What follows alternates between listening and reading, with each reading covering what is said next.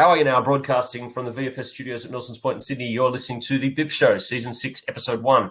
Don't forget, hit subscribe, rate us wherever you get your podcasts. And a reminder that all the financial information in this podcast is general in nature only. Speak to a professional advisor about your needs. You've got one professional advisor here, and that's me, James Whelan. I'm joined by another professional. I'm not sure if he's giving retail advice. Certainly not.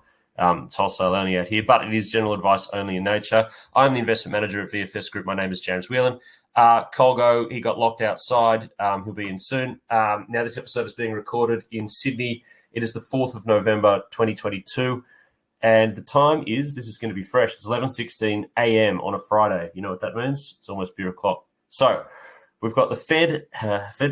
We wanted the Fed to pivot, and they sure did pivot. They pivoted to a lot more pain for markets and a lot more higher for longer.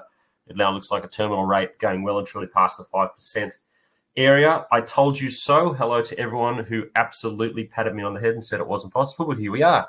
Higher for longer it's going to be. Exactly. The market did not need this at the particular time. We've seen some unfounded rumors out of China at the same time, talking about setting up a reopening committee. That's all nonsense in my view. I haven't seen anything to back that up yet, but I haven't really checked the papers this morning. I've been all over the place. I still think there's zero. They're still locking people up in Disneyland. Until you see a difference in that policy, there is no difference in that policy. Russia was out and then is back into the Ukraine grain agreement. I think they could be back out again by the time we finish this podcast. We've also got the midterms kicking off next.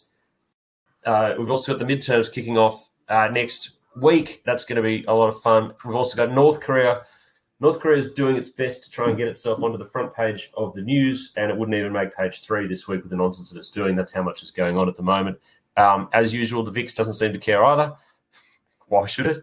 And so we've had some really good profits last month on our Meta puts. Just a bit of an overview of what's going on. But the smash and grab that we were doing on the market didn't pay off. It's better to be stopped out and get out of this market when you can. Trying to figure out where we're going to be putting it into. Is it going to go into the bonds or is it going to go into the Aussie market? I am joined here by David Sokulsky, who is the principal of Carrara Capital, and formerly the CIO of Crestone Wealth Management. He's chaired the investment committee and is responsible for asset allocation, global security lists, and recommended managed funds.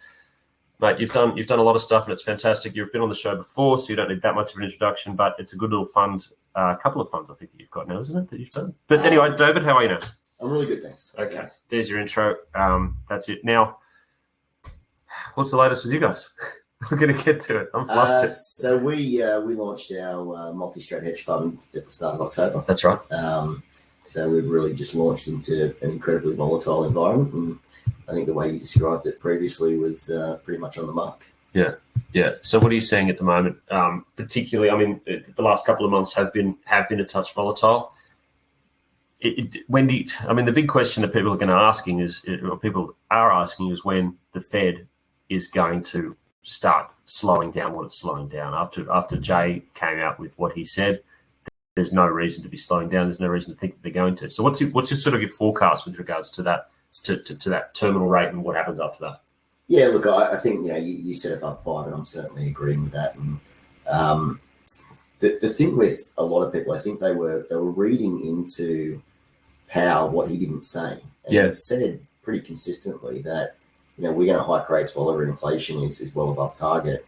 And, we know there's going to be some economic pain, and we're willing to accept that. Now, as soon as we had, a couple of numbers which didn't look fantastic, like consumer confidence, all of a sudden the market took that to say, hey, he's going to pivot. Yeah. Where he openly said, we're happy with economic pain. So to my mind, the market was looking overly positive for no reason whatsoever. I thought the rally in October did not make a lot of sense. We seemed to have some really sharp reversals overnight our time, which seemed to be driven by, bots on news flow to me. And, that got a lot of people stopped out, got a lot of short covering, and we just saw the market rocket up on very little fundamental data, which should drive markets up. It was just headlines that was talking about it. The Fed blackout. I've used this metaphor a few times, or analogy, whatever you want to call it. But it's while the Fed was on blackout, it was like Mum and Dad were out for a night out, and we found the keys to the liquor cabinet, and we were taking little swigs of scotch while they were out, and then the keys jangling in the door, and they're going to come home, and we're drunk on the couch. Yeah, and that's what I'm saying. Like, it's pretty true. Yeah.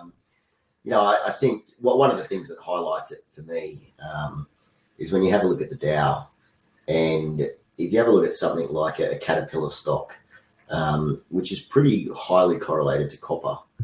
And so Cat and copper work very closely together. Obviously, both leverage off the global growth story.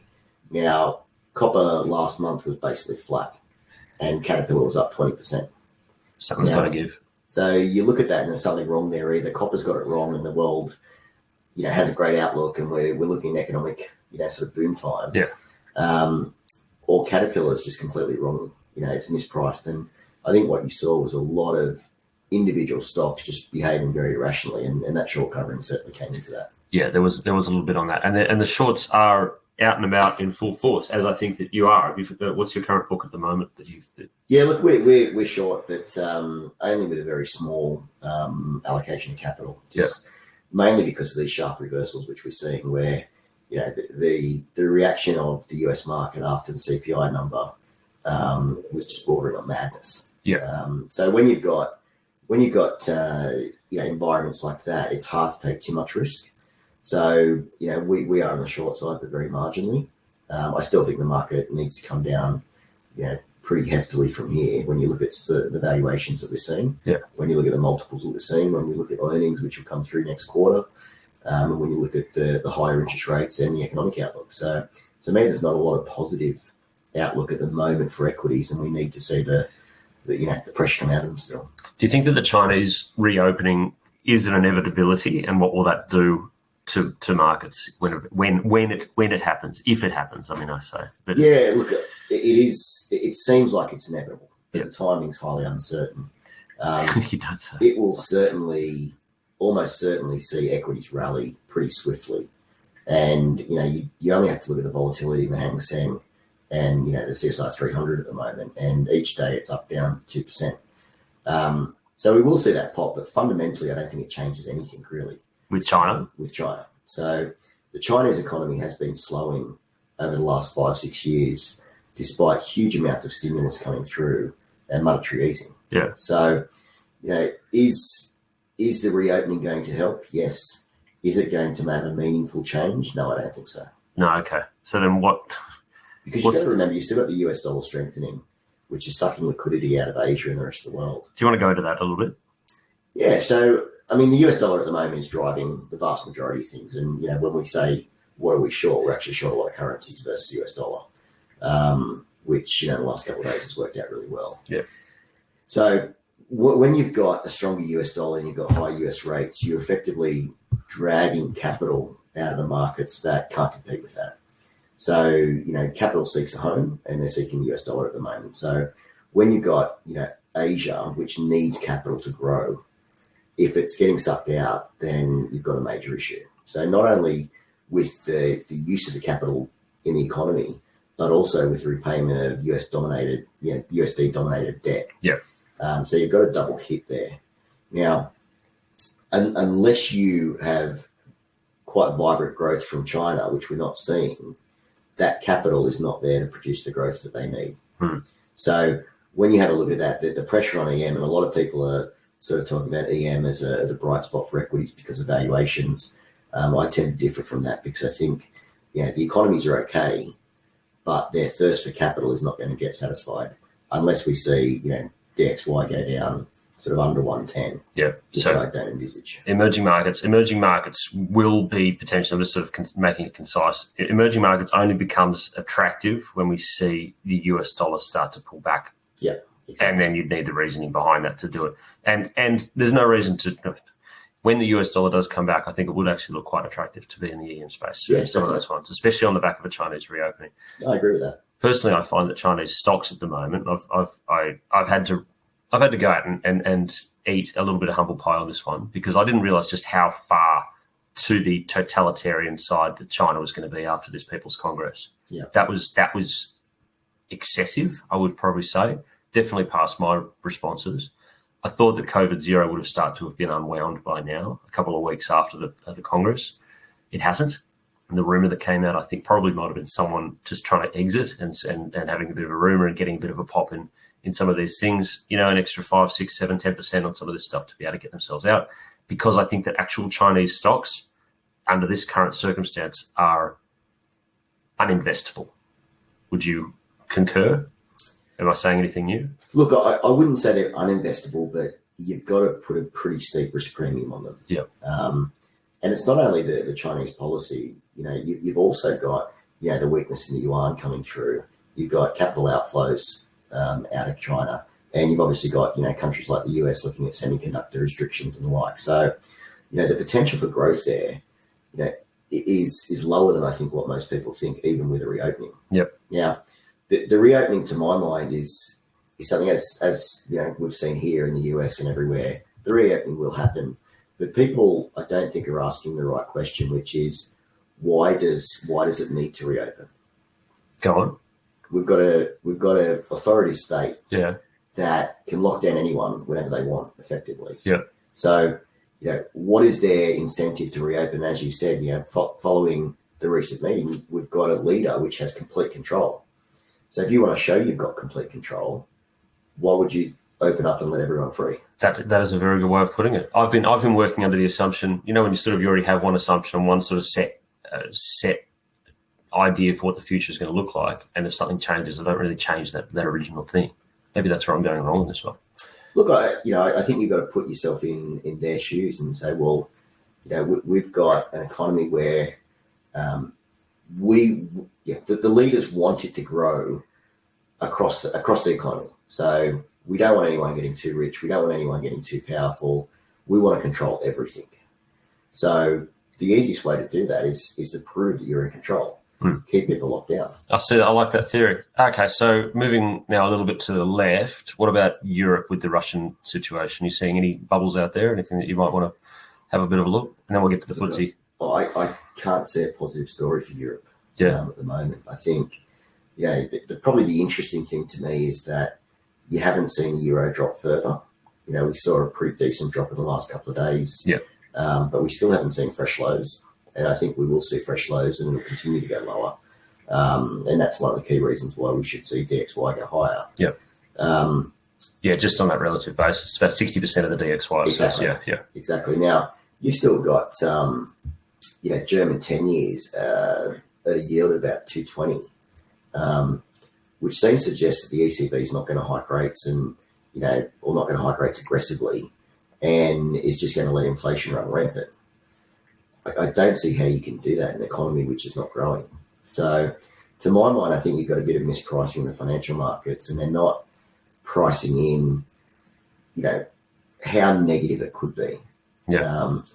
Obviously equities have come down and equities are following US equities, but they're not being priced like the economic environment that I'm certainly seeing. And neither is the euro, neither are interest rates. Yeah. I in my year 9 economics class, we had pictures of historic moments around of the global economy, and one that I used to sit there because I was always bored, as you can see based on my investing theme now. But always bored in year 9 economics. But it was there was one with a couple of German guys with the wheelbarrows full of Deutschmarks. Yeah, heading back in that direction, maybe. Oh, look, I wouldn't get that far. Oh, that was good. Because you just don't have the economic strength to fuel a lot of inflation in Europe. Wages are not going up like they are in the US and even Australia, and it's really an energy crisis in Europe. Yeah, and the governments know that, and they'll do whatever they can to try and help. But at the end of the day, we're going into winter. There's a shortage of energy. Russia control European energy. The West is in no way able to change that in the short term. So, the economic pain I think that gets felt the next 6 months is going to be much larger than what markets are pricing. Well, we're going to see. I mean, my view with Europe is just with the European energy. I mean, equities is a different thing. I think that a declining euro might actually be a tailwind for European equities, potentially. What we've got ahead of us here is also that with regards to gas storage, energy storage, that they're fully stocked at the current way that they're using it. They're fully stocked for winter. We're also seeing, I've been mapping I get hassled for saying this sort of stuff, but we're actually hassling that there's a European Forest Fire Service that predicts what the European weather is going to be doing over the next few months. It seems like it'll be a couple of degrees warmer than the long-term average in Europe. So that's going to save them. The irony that global warming is going to help them out of this situation when they got themselves into the situation by having such a big emphasis on renewables. It wasn't windy and it wasn't sunny. Is not that irony is not lost on me. So that's where I'm seeing that it's going to go. The next stage in Europe, though, is because they can't then go and restockpile because Russia is still going to be shut off. Yeah. So the overcompensation that they're going to make for where they're getting their gas from and where they're getting other sources of energy from is going to be excessive. And that's why we saw gas prices go negative a couple of weeks ago in Europe. That was exciting. I don't really know how to play it. Yeah. Well, I mean, you said something really interesting there with the equities, because if you do have, German equities are very responsive to Chinese strength. Yes. So if you do have a weaker euro and you have a China reopening, you would think that the DAX would actually perform pretty well in that environment. Now, do you want to be outright long European equities? Probably not. No. But do you want to be, long German equities versus French equities or Italian equities, which are more domestically orientated? Yeah. Particularly, Italian equities, which do have a little bit of a bias to luxury goods and things like that. Yeah. I think you've got a pretty decent trade there to look at long Germany versus Europe. Yeah, I don't mind that idea either, especially now that you know that they're set and they are setting things up. I will post, there's a very good article that just hit big read from the FT a couple of days ago talking about the German companies and their footprint in China and their footprint that is growing. Something like, I think BASF is about 15% of its footprints in China, and other Siemens, I think, similar numbers. So that's interesting. That's also does go on the back of my preferred China exposure, which is not to be long Chinese equities, because as I said, they're uninvestable, but the first and second derivative of Chinese growth, or because it's China, they can't not grow. Yeah, that's just how much and when is the situation. So I don't mind that derivative, which is why BHP is a big favourite of mine at the moment. But they will have to go back to consuming stuff again. I can say that as much as I want. I'm still yet to be seen there when it's happening. Well, my concern with iron ore in the current environment is that obviously not all of it, but a lot of the iron ore was used for either property, which is we all know is struggling in China, and really importantly, it was used for Belt and Road as well and distributed that throughout Asia. And to my understanding, a lot of that Belt and Road initiative has basically ceased now. Yeah. So when you look at the use for iron ore, both in China and the rest of Asia, the demand is much lower than I think what the market's probably pricing. That's interesting. Okay. I'm happy to go further into that myself, because if I'm wrong on iron ore, then that's a big chunk of my portfolios that are going to take a bit of a hit on that too. Well, and, the beauty of the iron ore companies in Australia, though, is that their marginal cost of production is extremely low. So they will keep pumping out. You could have iron ore probably fall another 50% in price, and they'll still pumping out a lot of dividends. They're still profitable. So, yeah. As much as the government will try and tax it out of them, and that's coming on. Speaking of taxing windfall profits, energy, what do you think? What's your movements in that space, if you have any movements in that space? We're not playing energy at all at the moment. Okay. And probably because, as I said, we just launched the fund in October, so we're sort of at the back end of a lot of pretty strong trends. And I think that energy trade probably over the last 6 months has done really well. And if you have a look, just equities around the world, outside of energy, most equities are looking horrendous. And the energy stocks are actually holding things up quite well. So I think a lot of it's probably priced in on the energy side at the moment. Okay. Doesn't mean it's going to end, because I think you've had an undercapitalization of a lot of exploration and a lot of stocks there. And you can easily make a case for much higher energy prices. And I think on the oil side particularly, again, we don't control the price. So you've got the price controlled by people who are at the moment probably unfriendly to the Western world. Yeah. And they've got a big lever that they can pull if they need to. So to me, the risk of energy prices is still to the upside. I agree. I agree too. I unsarcastically do think that it could potentially go to something very extreme to the upside. Yeah. In our lifetime, and then all of a sudden we don't need it anymore, apparently. So that's how that's going to go. Yeah, and look, that's just not happening. No. I think as much as most people would like to go to a fossil-free world and have clean energy for everyone, the reality of it is just not there. We don't have the infrastructure yet or anytime soon. And we don't have the natural resources to do it either. So even things like the amount of copper that's required for electric vehicles, the reality of actually doing that is just not there. Would you be long copper? I will be long copper at some stage. Yep. Yeah, because there is a global shortage of copper. Yes. The problem is that the vast majority of traders will trade it from an economic outlook perspective. Yeah. And if we're going into recessions around the world, which is certainly my base case, I can see downside from copper from here. Yes. And probably mid next year is let's look at where it's at there, and then you're probably buying the depths. Yeah, that's the generational hold too. It's basically a mandatory lock on people's portfolios for me to have just a simple pure copper play.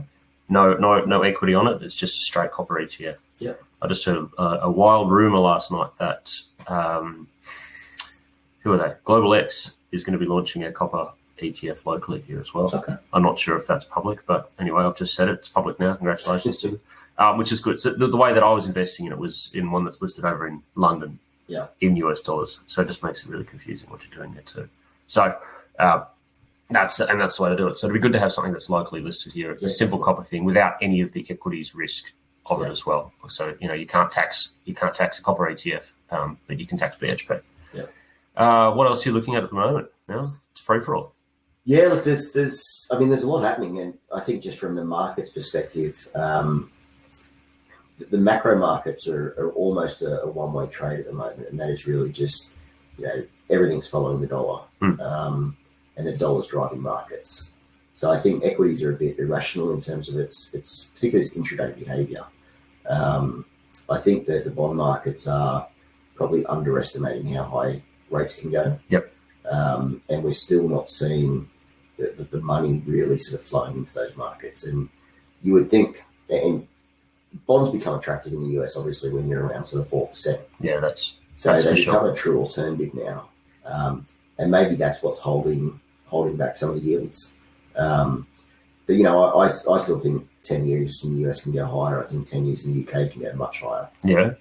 They seem to be very underpriced. What's your number? Do you want to throw a number at it? I mean, we had Carl Siegling on a couple of weeks ago who started talking about 8s and 9s potentially being a thing that people should put into their perspective. Yeah, look, I mean, the UK is probably in a similar but worse place than the US in terms of inflation. Yeah.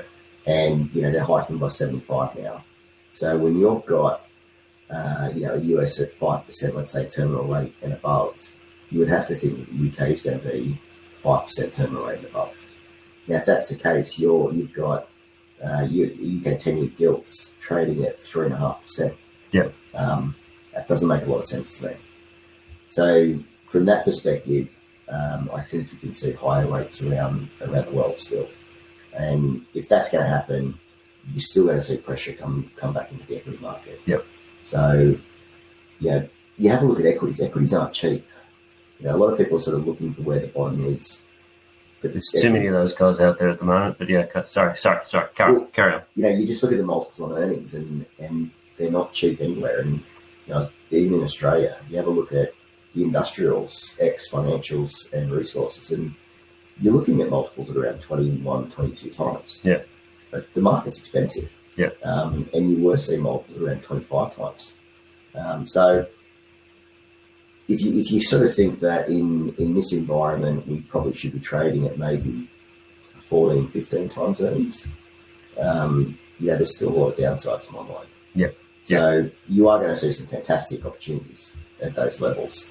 But I'm not in the camp that we should be throwing money into the markets just yet. No, okay, that's noted too. So I suppose the trading plan for anyone that's there is have your stops, don't get too attached to it.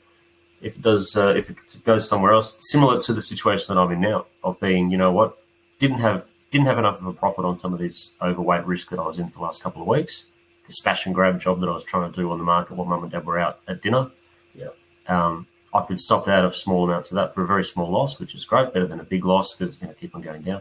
Yeah. The decision that I'm making now is am I going to start putting it back to work in some safer areas, keep it in cash, or allocate it to the bond market and trying to get myself up to that, get my clients up to a level in the bond holding where you can just make an easy 4% for that area just for sitting there. Yeah. Do you think the 60-40 portfolio is going to have a renaissance in 2023? Maybe the back half of 2023. Okay. I think bonds are a really interesting one because, as I said, I think yields can go higher. So you're going to get your 4% yield, but there is the potential to lose on the capital side. Yeah. Trust me, I know. If you start to see US 10 years at 4.5%, which is 35 basis points away. Yeah.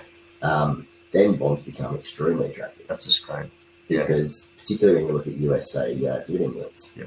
So the argument for going to equities, particularly when volatility is high, versus 4.5 on the 10 years, bonds look great. Excellent, not bad. So America, anything in the States that you'd be looking at specifically now?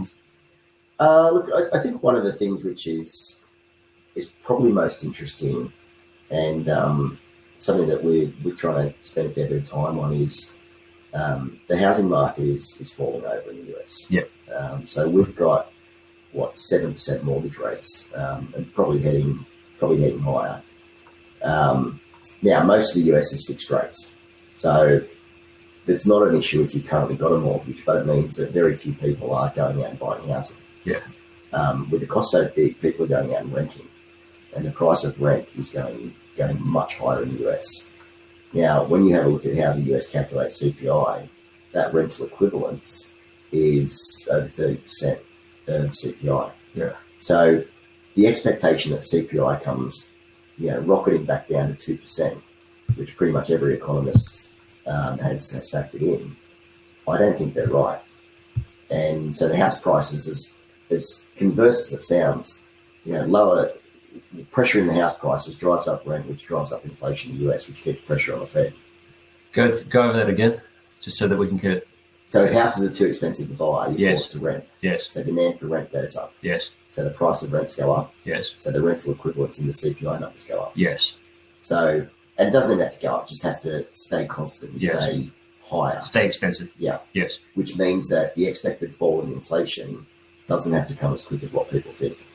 So, people have been wrong about transitory inflation for 18 months. Yeah. And I think they're still wrong. That's big. Okay, because the number of people who were just like, you know what, even the people who said that it wasn't transitory, I was one of them. I disagree with anyone who said it was transitory, and I'm on the show and I'm on the record doing it as well. I'm happy to stand by that. We're together on that. Yeah, and now I'm starting to go, you know what, there's enough people who are barking at me talking about money supply coming through that, as you see, money supply now, which was at 20-something% year on year, in the States is now down to about 2.5%. That correlates with inflation, according to the good people at Morgan Stanley, at least in their note. And there was also another really good thing that came out about it was the 3-month to 10-year yield. Yeah. That the Fed looks at that. When that inverts, then they're going to start pulling back. Now that inverted a couple of days ago. That was enough for people to say, you know what, that means that maybe that's the inflationary downside story that's going on. I'm starting to buy into it, and I'm starting to say myself, okay, we might have seen the Fed. Yeah. You disagree? No, I don't disagree. Okay. I think we're pretty close to peaking, but the downward trajectory won't be as fast as what people think. Okay. So people think that we're going to go back to 2% by end of next year. I think we might be more like 4% by the end of next year. Okay. So we can come off 6%, but 6% down to 4, not 6% down to 2. Mm-hmm. And there is still a lot of pressure on wages, particularly if you have a look at Australia. There's a lot of industries demanding 5% wage increases. Yeah. So across the board, we're not going to end up with 5% wage growth, but the pressure on wages is still there, and that becomes more structural.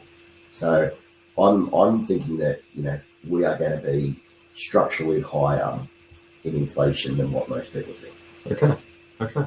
Anything else to go on, because we're sort of just running out of time now? Is there anything else you're looking at, longs or shorts, or just some throwaway tip for the weekend? No, look, I think we've covered most of the world. I think to your trading strategy, and I think just with cash, it's very prudent to manage risk very closely at the moment.